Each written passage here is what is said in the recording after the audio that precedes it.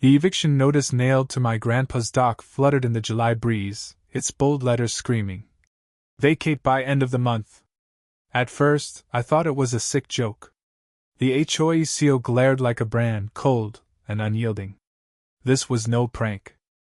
Cedar Lake was miles from any subdivision, barely catching a cell signal, yet when I called the number listed, a woman named Linda answered, her voice dripping with smug confidence. They were coming for Grandpa's land, and they had no clue what they'd just unleashed. I hadn't been back to Cedar Lake in years. City life, jobs, rent, and a girlfriend who thought outdoors meant a patio bar kept me away. Grandpa passed 2 summers ago, leaving the cabin quiet, steeped in moss and memories. But that lake had a pull, a silence that let you hear your heartbeat. Needing a break, I grabbed a bag, borrowed a friend's dog, and drove north. I arrived at sunset, the lake swallowing the sun like a fiery coin. Then I saw the notice, laminated, pinned to the dock like a declaration of war. The document claimed a new HOA, the Cedar Lake Preservation Council, had reclassified Grandpa's land as common property. Enforcement, they called it, like I was a squatter.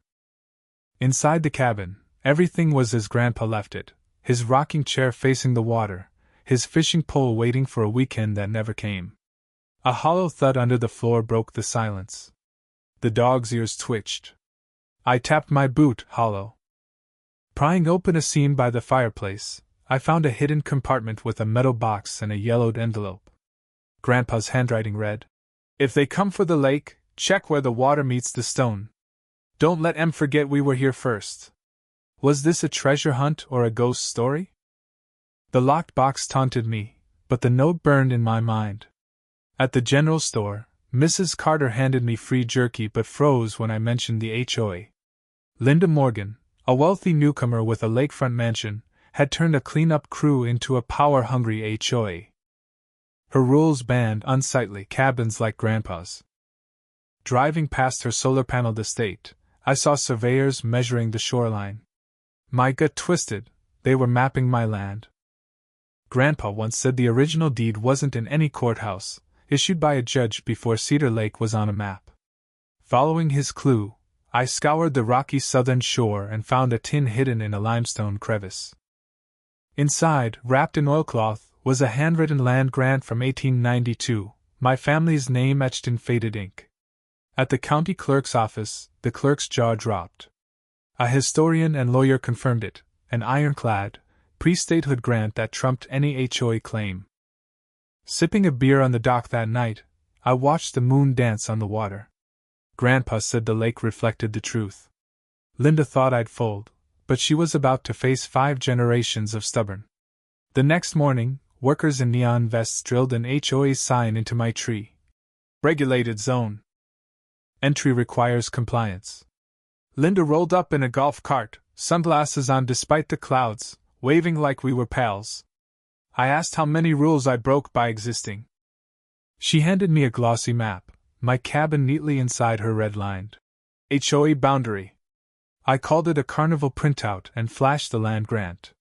She dismissed it, claiming municipal interpretation overruled history.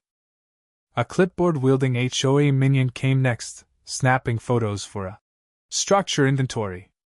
I told him the dock, built in 1947, had more soul than his bosses. He kept clicking. I photographed him back.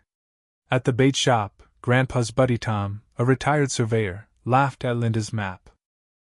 We pulled the real plat from the archives. Her boundaries were fiction, swallowing private lands never for sale. I posted my sign. Private property. Entry filmed for laughs. When Linda's lackey snuck onto my land, I greeted him with a hose and a camera. He bolted. Linda returned with a violation list. My cabin's paint was too rustic. My fire pit was unpermitted. And my dog was too loud. I said the dog only barked at hypocrisy. She threatened fines.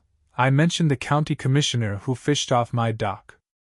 When her crew staked out my shoreline for a community kayak point, I stood firm, asking if they could swim. They left. I notarized the grant, sent copies to the county, sheriff, and a lawyer friend. Trail cams went up, catching a black Range Rover creeping by at night. At a community potluck, I shared the grant, maps, and filings.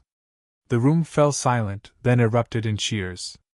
Linda cornered me in the parking lot, hissing, "This isn't over." I said it never started, not until she tried stealing what wasn't hers. That night, a creak under the floor led me back to the metal box. With a screwdriver and an hour of cursing, I cracked it open.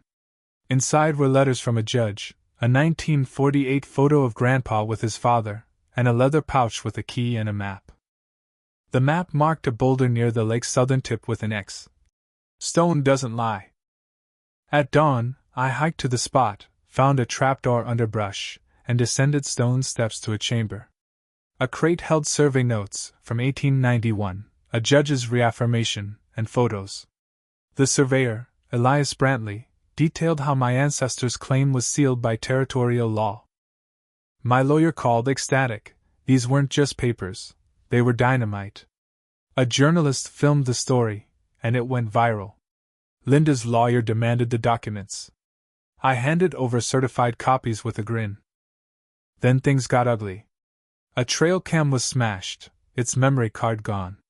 At 3 a.m., Linda's crew poured concrete over my boat ramp, sealing it with an HOA sign. Furious, I posted time-stamped footage online, narrating sarcastically. It exploded, locals raged, a retired judge called it malicious interference. News crews swarmed. Linda accused me of defamation. I invited her to debate on camera. She declined. My lawyer confirmed the concrete was property destruction. I filed a complaint, and the county launched an investigation. I hosted a concrete cookout by the ramp, inviting neighbors and media. Signs read, "Welcome to Linda's Dam HOA." A voicemail from a PI revealed Linda's ties to a developer eyeing Cedar Lake for a luxury resort. My land was the last holdout. The county suspended Linda's HOA presidency, and her website vanished. I built a website, Cedar Lake Files, sharing stories of her bullying, a widow's ruined garden, a veteran's find flag. Tom called me to the archives, showing a 20-year-old ledger. A filing error had left my land outside county jurisdiction, making it seem unzoned. Linda exploited this, but the grant overruled her. Emails surfaced of her plotting with the ex-sheriff. A state attorney revealed the developer's shell company, tied to a board member who funded Linda's HOA. At a packed hearing, we dismantled their claims with documents. The judge ordered a fraud probe. The crowd cheered as I left. The developer offered millions to buy me out. I gave them 30 seconds to leave. They buried me in lawsuits, but my attorney countered fiercely. Neighbors formed a trust to protect the lake. The developer withdrew, Linda's house sold, and the HOA collapsed. I petitioned to make my land a historic conservation easement. The town council approved unanimously, listing Cedar Lake as a protected site. I built a shelter to display the grant and survey notes, not a museum, but a reminder. Locals shared stories of their ties to the lake. I wrote Grandpa a letter, tucking it under the fireplace stone. The lake was free, the cabin stood, and the truth won. What do you think? Was my defiance reckless or righteous? Should I have taken the money? Share your thoughts below. Let's debate what you do in a fight for family legacy.